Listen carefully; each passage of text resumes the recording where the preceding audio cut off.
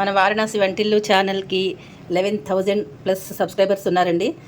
చాలా చాలా ఆనందంగా ఉంది, చాలా సంతోషంగా ఉంది. ఇదంతా మీ వల్లే కూడా. ప్రతి ఒక్కరికి పేరు పేరున హృదయపూర్వక ధన్యవాదాలు తెలియజేసుకుంటున్నాను. ఇవాళ ఒక మంచి హెల్తీ రెసిపీ ఒకటి చూపిస్తాను. స్కిప్ చేయకుండా వీడియో చూడండి. మీకు తెలుసుంటే తెలుసని కామెంట్లో పెట్టండి, సరేనా? హలో అండి, నమస్తే. వెల్కమ్ టు వారణాసి వంటిల్లు. అందరూ ఎట్లున్నారు? బాగున్నారా? ఏంటి మెంతులు వేయిస్తున్నాను అనుకుంటున్నారా? ఊరగాయ ఏదో కలిపిస్తున్నాను అనుకుంటున్నారా? కాదండి, ఇది ఊరగాయలోకి కాదు, కూరలోకి. ఏం కూర చేస్తున్నాను ఏంటనేది మీకు చెప్తాను. మెంతులు కూర. అదేనండి, మీరు విన్నది కరెక్టే, మెంతుల కూర. మెంతులు చక్కగా ఇలా దూరగా వేయించేసుకోండి. వేయించుకున్న తర్వాత ఏం చేయాలి అనేది చెప్తాను. ఇది వేగిపోయిన తర్వాత చెప్తానే. చక్కగా దోరగా చక్కగా వేయించేసుకుని పక్కకు తీసేసుకుందాం. ఇదిగోండి, ఇలా వేగిన మెంతుల్ని శుభ్రంగా కడిగేసేసుకుని మంచిగా బాగా కడిగేసుకుని మనం కొద్దిగా నీళ్లు పోసుకుని స్టవ్ మీద పెట్టుకుని ఉడికించుకుందాం. ఇదిగో చూడండి, నేను దీన్ని కడిగేసుకుని నీళ్లు పోసుకుని ఉడికించుకోవడానికని స్టవ్ మీద పెట్టేసుకున్నాను. అలాగే ఈ పక్కన పాలకూర పప్పు చేస్తున్నాను. పాలకూర మామిడికాయతో పప్పు చేస్తున్నాను. ఇంకా ఇది ఇలాగా కుక్కర్ విజిల్స్ రావాలి. ఇప్పుడు మనం ఇది ఇలా పెట్టుకున్నాం కదండి, నెక్స్ట్ ఏం చేయాలో చెప్తారండి. ఇదిగోండి, దీంతో మన కూర. ఇది మీకు అందరికీ తెలుసు, బీర పొట్టు, బీరకాయ పొట్టు తీస్తాం కదండి, అదనమాట. బీర పొట్టుని మనం పడేయకుండా ఇలాగా మెంతులు వేసుకుని కూర చేసుకోవచ్చు. ఎక్సలెంట్గా ఉంటుంది. మీకు తెలుసుంటే కనుక కామెంట్లో తెలియజేయండి. ఈ బీరపొట్టుని శుభ్రంగా కడిగేసేసుకుని ఒక్కసారి మనం మిక్సీలో కానీ చాపర్లో కానీ వేసేసుకుని తిప్పేసుకుందాం. దీనికి ఉండండి, కారం కావాలి కాబట్టి ఇదిగోండి ఈ పచ్చిమిరపకాయలు. అదే మీ కారానికి తగినట్టుగా చూసుకుని వేసుకోండి. నేనైతే ఇది ఎక్కువ కారం లేవు కాబట్టి కొంచెం 4 మిరపకాయలు వేసుకుంటున్నాను. వేసుకుని ఇది కలిపి నేను చాపర్లో వేసుకుని ఒకసారి ఒక తిప్పేస్తాను.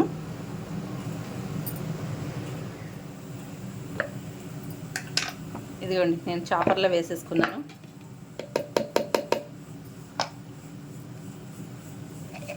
చూసారా, ఇట్లా వచ్చిందనమాట.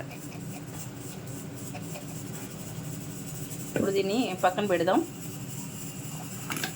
మనం కూర ఎట్లా చేసుకోవాలో చూద్దాం. మెంతులు చక్కగా ఉడుకుతున్నాయి చూడండి. ఇప్పుడు మనం స్టవ్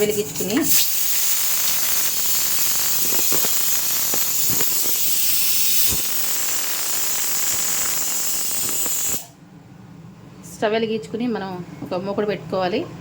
పోపు వేయించుకోవాలి కదా, సో అందుకోసం అన్నమాట. కొంచెం ఆయిల్ వడ్డిద్దాం.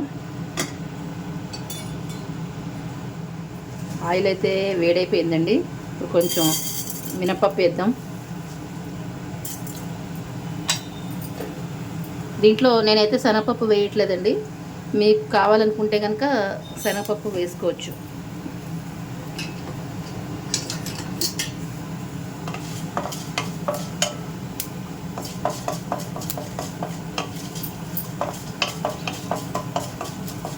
ఇలా ఒకసారి మినపప్పు కొంచెం వేయించుకోండి. వేయించిన తర్వాత కొంచెం జీలకర్ర వేసుకోవాలి.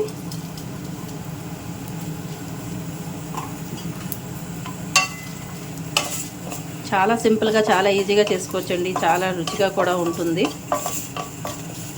చేదు ఉంటుందేమో అని అనుకోవద్దు, చేదేమి ఉండదండి.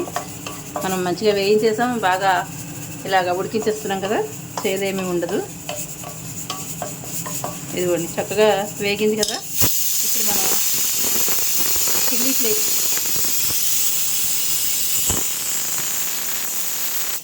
ఇంకొక విజిల్ వచ్చింది, మాట వినపడదని ఆపేసాను.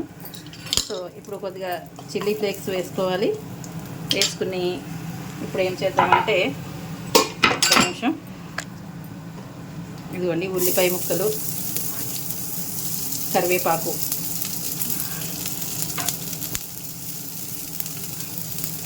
కొంచెం పసుపు వేసేసి కలుపుకోవాలి.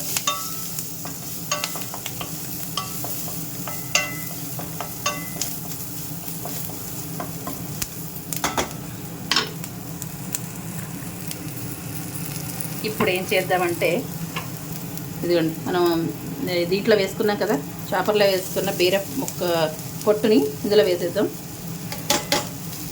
శుభ్రంగా నేను ఊడ్చి వేసుకుంటాను.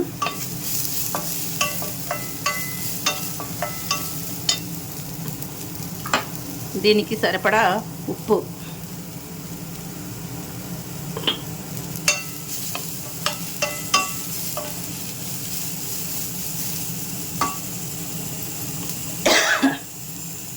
ఇప్పుడు మనం మూత పెట్టుకుందాం. ఇది కూడా కొంచెం వేసేసాక నేను మూత పెట్టేస్తాను. ఇదిగోండి, లోపు ఇంత కొంచెం అంటే కొంచెం చింతపండు ఇలాగా రసం తీసుకుని పెట్టుకోండి. చింతపండు పులుసేస్తే కొంచెం టేస్ట్ బాగుంటుంది అనమాట. కొంచెం చవ పులుపు ఉంటే బాగుంటుంది. సో నేను ఇది కొంచెం ఇలా తీసుకుని పెట్టుకుంటాను. ఇంత పెద్ద ప్లేట్ పెట్టాను అనుకోవద్దు, ఎందుకంటే ఇప్పుడు నేను బీరపొట్టు ఇందులోనే కడిగేసి పెట్టుకున్నాను కదా, పక్కన ఉంది కాబట్టి వాడేస్తున్నాను.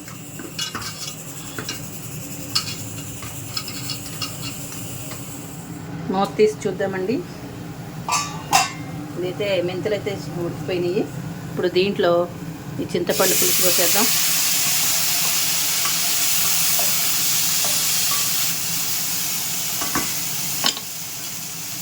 అలాగే ఈ మెంతులు ఉన్నాయి కదండి, ఇవి ఉడికిపోయి ఉంటాయి. ఇలా పోసేద్దాం మెంతులు కూడా. స్టవ్ ఆపలేదు కదా, ఆపేసాను. ఇంకొంచెం నీళ్ళు ఇందులో పోసి తొలుచుకోవడం అలవాటు కాబట్టి ఇలా వేసేస్తాను అన్నమాట. ఇలా తొలుచుకోకపోతే ఎలాగో ఉంటుంది.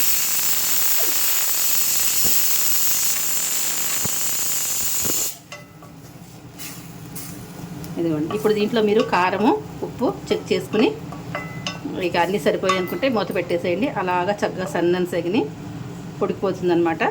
ఉడికిన తర్వాత చూపిస్తాను. కావాలంటే కొద్దిగా ఆయిల్ వేసుకోవాలనుకుంటే వేసుకోండి.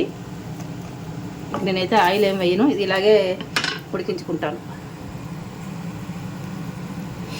చూసారా, ఉండండి, ఇంకొకటి వేయాలి ఇందులోనే.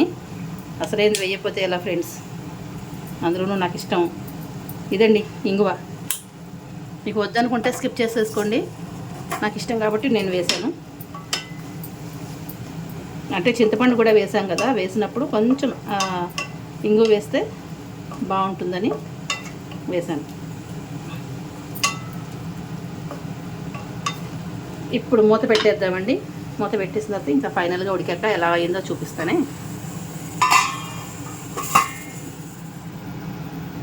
కూర ఏమైందో చూద్దామండి. వావ్, సూపర్గా ఉడికిపోయింది. నీళ్ళన్నీ ఎగిరిపోయినాయి చూసారా. ఇది బీరపొట్టు అంటే మెత్తగా ఉడికిపోవడం ఏమి ఉండదండి, పొట్టు కాబట్టి అలాగా కొంచెం కాస్త గట్టిగానే ఉంటుంది. మరి మామూలుగా మెత్తగా లక్కలా ఉడికిపోవడం ఏమి ఉండదు. అయిపోయిందండి. ఇది బాలింత పచ్చాలకి సూపర్గా పనిచేస్తుందండి, చాలా బాగా పనిచేస్తుంది. దీంట్లో శనగపప్పు మాత్రం వేయకూడదు. బాలింత పచ్చాలకి ఇలాగే చేసుకోవాలన్నమాట. ఉల్లిపాయ కూడా వేయరు పచ్చాలకి. మెంతులతోటి బీరపొట్టుతోటి ఇట్లా చేస్తారు. ఇది అయిపోయింది, మనం స్టవ్ ఆపేసుకుందాము. ఇది నచ్చిందనే అనుకుంటున్నాను. మీకు నచ్చితే లైక్ షేర్ సబ్స్క్రైబ్ చేసేయండి. మీలో ఎంతమందికి తెలుసో నాకు కామెంట్లో తెలియజేయండి. చేదైతే ఉండదు, చాలా బాగుంటుంది. ముఖ్యంగా డయాబెటిక్ వాళ్ళకి చాలా చాలా బాగా హెల్ప్ అవుతుంది అనమాట. మనం ఆయిల్ కూడా తక్కువే వేసాము, ఆయిల్ తక్కువతోటి మెంతులు వేసుకుని చేసుకున్నాం కాబట్టి డయాబెటిక్ వాళ్ళకి చాలా చాలా హెల్ప్ అవుతుంది అనమాట. మామూలు వాళ్ళు కూడా అప్పుడప్పుడు తింటే మంచిది ఆరోగ్యానికి. సో ఇప్పుడు మనం పప్పు చూపించే కదండి, ఇది పులగం పెట్టాను ఇప్పుడే, జస్ట్ ఇప్పుడే పెట్టాను కడిగేసి. మనకు అన్ని కుక్కర్లే కదా, ఇదిగోండి పులగం. సో ఈ పప్పు ఏమైంది, పాలకూర మామిడికాయతో చేసిన పప్పు. ఇక మామిడికాయలు అయిపోతున్నాయండి, ఇంకా మరి వదిలిపెట్టకూడదు, వాడేయాలి. సో అందుకని రెండు కలగలిపి పప్పు చేశాను అనమాట. ఇది పోపు అంతా పెట్టేసుకున్నాను ఇందులోనే. పప్పు కూడా అయిపోయింది. పప్పు గిన్నెలోకి తీసేసుకుంటే పప్పు కూర అయిపోయినట్టే. ఇదిగోండి, మనం ఫైనల్గా మనం ఇవి రెండు పదార్థాలు కూడా డిష్ అవుట్ చేసేసుకున్నాము. ఇది పప్పు మామిడికాయ పాలకూర పప్పు. సో ఇది మెంతుల కూర అనమాట. మెంతులు బీరపొట్టుతో చేసిన కూర. బీరపొట్టు ఏం వేస్ట్ చేయక్కర్లేదండి, చక్కగా బీరపొట్టు ఉంటే దాచుకుని ఇలా కూర చేసుకోవచ్చు. చాలా చాలా హెల్దీ అంటే హెల్దీ అనమాట. చాలా రుచిగా ఉంటుంది. మీరు ఎలా చేస్తారో కూడా నాకు కామెంట్లో తెలియజేయండి. తెలియని వాళ్ళు ఈ వీడియో చూసి ట్రై చేసి ఎలా ఉందో నాకు చెప్పండి. ఈ వీడియో ఇక్కడితోటి ఏం చేసేస్తున్నాను, ఉంటాను. సర్వేజన సుఖినో భవంతు, లోకా సమస్త సుఖినో భవంతు. Thank you for watching. నాకు సపోర్ట్ చేసిన మీ అందరికీ పేరు పేరున ధన్యవాదాలు తెలియజేసుకుంటున్నాను. నాకు 11,000+ సబ్స్క్రైబర్స్ ఉన్నారండి. వాళ్ళందరికీ పేరు పేరున హృదయపూర్వక ధన్యవాదాలు తెలియజేసుకున్నాను. ఇలాగే సపోర్ట్ చేస్తూ ఉండండి. మరిన్ని మంచి వీడియోస్ చేసే ప్రయత్నం అయితే చేస్తాను. ఉంటాను. Bye bye.